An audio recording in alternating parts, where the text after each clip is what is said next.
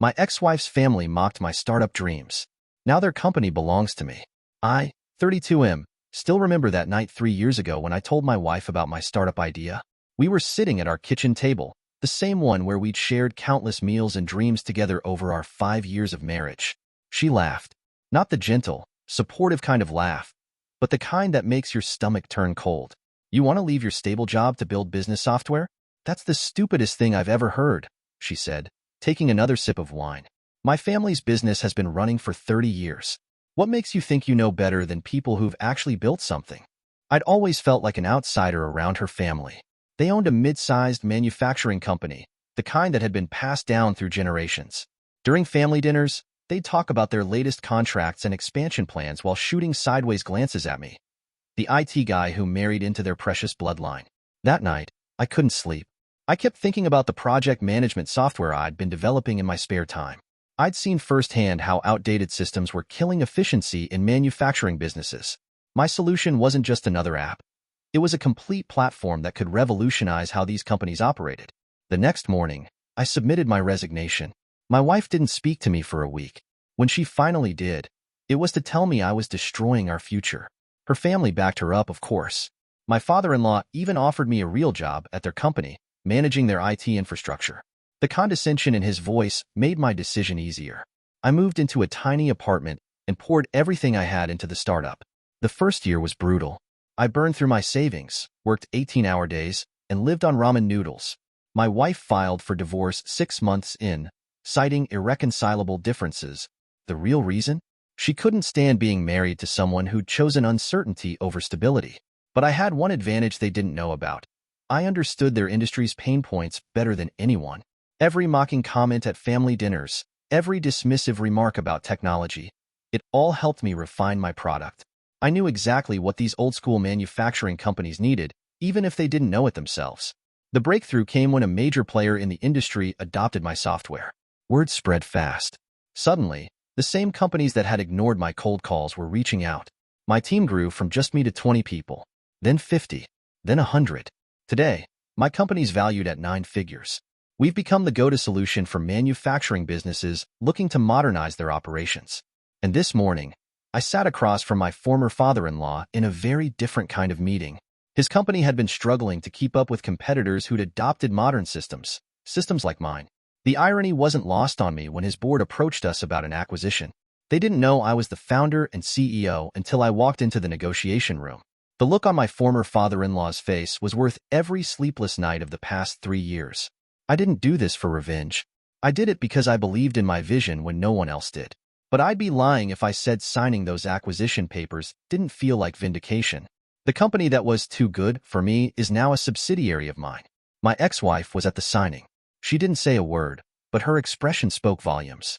The same eyes that had looked at me with mockery 3 years ago now showed something else. Regret? Recognition? I couldn't tell. I didn't stick around to find out.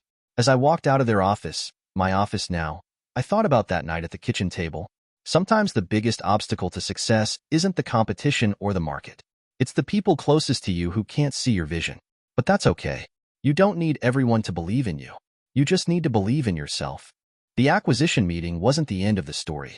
If anything, it was just the beginning of something more complicated. The next few weeks were a blur of integration meetings, system audits, and uncomfortable encounters in hallways that used to belong to them but were now technically mine. What I didn't mention earlier was that my ex-wife worked in their HR department. She'd started there right after college, climbing her way up to director of human resources over the years.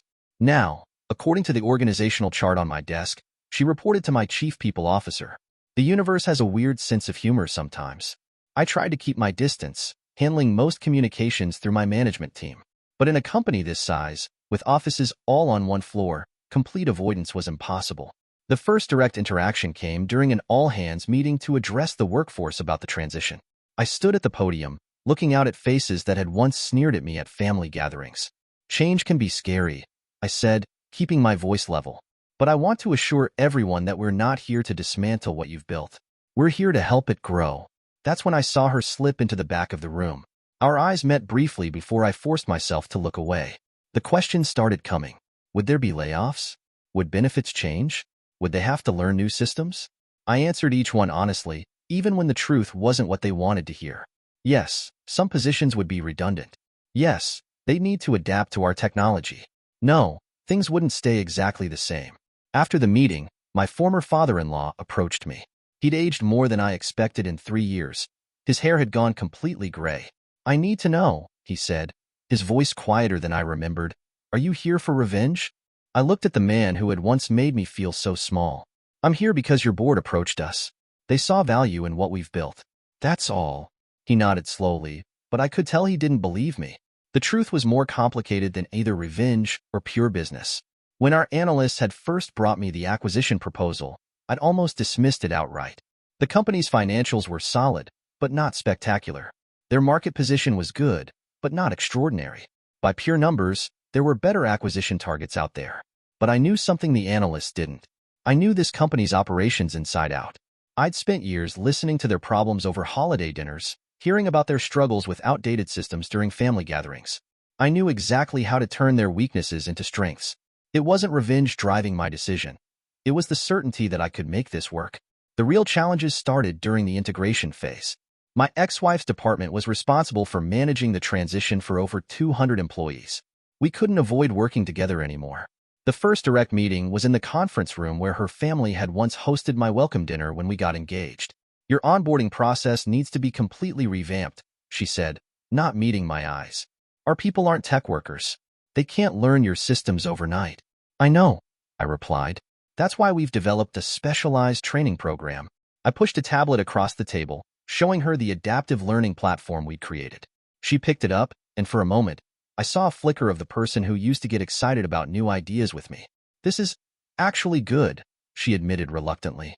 "But some of the older employees will get one-on-one training if they need it," I finished. "We're not here to leave anyone behind." The meeting continued for 2 hours. We were professional, focused, maybe even collaborative. But there was an elephant in the room we couldn't ignore forever. Finally, as we were wrapping up, she said it. "You proved me wrong. About everything." She was packing up her laptop, still not looking at me. "I should have believed in you." I wanted to say something bitter, something about trust and loyalty.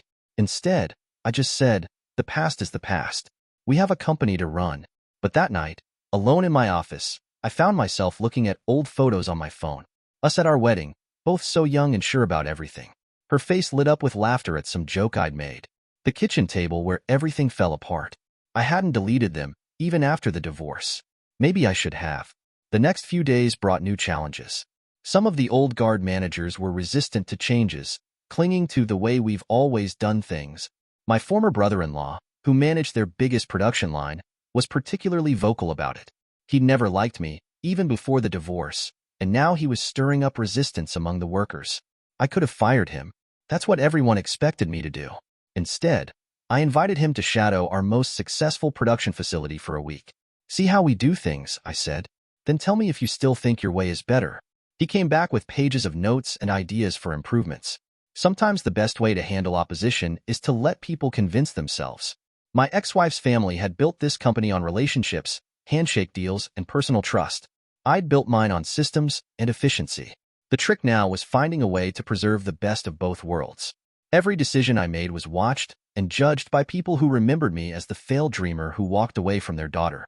But slowly, things began to change. The old systems were replaced one by one. Productivity increased. Costs went down. Even the most skeptical employees started to see the benefits. My ex-father-in-law's gray hair might have been partly my fault, but now he was sleeping better knowing his life's work was growing instead of fading. One evening, as I was leaving the office, I found my ex-wife waiting by my car. "Why did you really do it?" she asked. "Buy us out? You could have let us fail naturally. Everyone knew we were heading that way." I leaned against the car, tired after a long day of meetings. "Because failure wasn't the point," I said. "Success was. Always has been." She looked at me for a long moment, then nodded. As she walked away, I realized something important. Sometimes winning doesn't feel the way you thought it would. Sometimes it feels more like finally being able to let go of something you didn't know you were still holding on to. 6 months into the acquisition, things were finally starting to settle into a new normal. The initial resistance had mostly faded, replaced by a cautious acceptance. Our software had transformed their operations, cutting costs by 40% and increasing output by nearly a third. Numbers don't lie. and success has a way of turning skeptics into believers. But corporate success doesn't always translate to personal peace. I'd been so focused on proving everyone wrong that I hadn't thought about what would happen after I actually did it. The satisfaction I'd expected to feel was there, but it came with something else, a kind of emptiness I hadn't anticipated. My ex-wife's performance in managing the transition had been exemplary, I had to admit. She'd handled the human side of things better than any outside hire could have. One day, during a leadership meeting, she presented a comprehensive plan for employee retention that impressed even my most hardcore tech executives. I found myself nodding along, remembering why I'd fallen for her in the first place. She'd always been brilliant at understanding people. After the meeting, she caught up with me in the corridor. "I need to tell you something," she said. "I'm leaving." I stopped walking. "The company?" "Yes. I've got an offer from a tech firm in Seattle. They want me to head their HR department." She smiled slightly. "Seems I've learned a thing or two about managing tech workers." I should have felt relieved. Having her around was a constant reminder of everything that had happened. Instead, I felt strangely disappointed. "You don't have to leave. You're doing good work here." "I know, but we both know this isn't sustainable. The company needs a fresh start, without all our history. Complicated things." She was right, of course. She usually was about these things. I nodded. "I'll have HR your team, prepare your transition package. You can name your terms." "Always the businessman now," she said, but there was no bitterness in her voice, just recognition of how much things had changed. That weekend, I found myself driving past our old house. Someone else lived there now, a young family with kids' bikes in the driveway. The kitchen table where everything changed was probably long gone, replaced by something that matched the new owner's taste better. My phone buzzed, a message from my former father-in-law, asking to meet. We'd settled into a cautiously professional relationship over the past months, but he'd never asked to meet outside of work before. I found him at a small coffee shop downtown, away from the office crowds. He looked better than he had during the acquisition, less stressed, though still serious. "I owe you an apology," he said as soon as I sat down. "Not just for how I treated you before, but for not seeing what you were capable of." I was wrong. I stirred my coffee, buying time to process his words. "You weren't entirely wrong to be skeptical. Starting a business is risky. Most fail. But you didn't. In the way you've handled the acquisition, you've preserved everything that mattered while making it better. My employees are happier now than they've been in years. The company's growing again." He paused. "I hear she's leaving." "Yes. Are you going to try to stop her?" I looked at him, surprised by the question. "No. She's right to go. We both need to move forward." He nodded slowly. "You know, when you first started dating my daughter, I thought you were just another IT guy with big dreams and no substance. Shows what I know." He smiled slightly. "The company's in good hands. Better hands than mine, probably." As I drove home that evening, I thought about how life rarely gives you exactly what you think you want. 3 years ago, I wanted to prove them all wrong. I'd wanted to show my wife, her family, everyone who doubted me that I could succeed. Now I had done that, and it felt different than I'd imagined. The next morning, I signed my ex-wife's departure package. She'd been fair with her requests, generous severance, glowing recommendations, and a clean break. As she left my office for the last time, she turned back. "You know what's funny?" she said.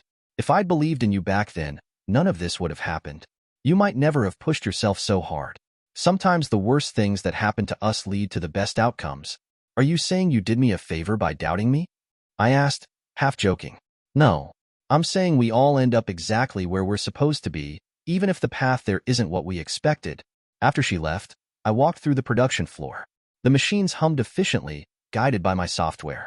Employees who once viewed me with suspicion now nodded respectfully as I passed. On the wall hung a photo of my former father-in-law breaking ground on this building 30 years ago, next to a digital display showing real-time production metrics from my system. Old and new, past and future. Sometimes the best way forward is not to erase what came before, but to build something better on top of it. I'd started this journey wanting revenge, or at least vindication. I'd ended up with something more valuable, the knowledge that success isn't about proving others wrong. It's about proving yourself right. That night, I deleted the old photos from my phone, not out of bitterness or anger, but because I finally didn't need them anymore. Sometimes letting go is the biggest victory of all.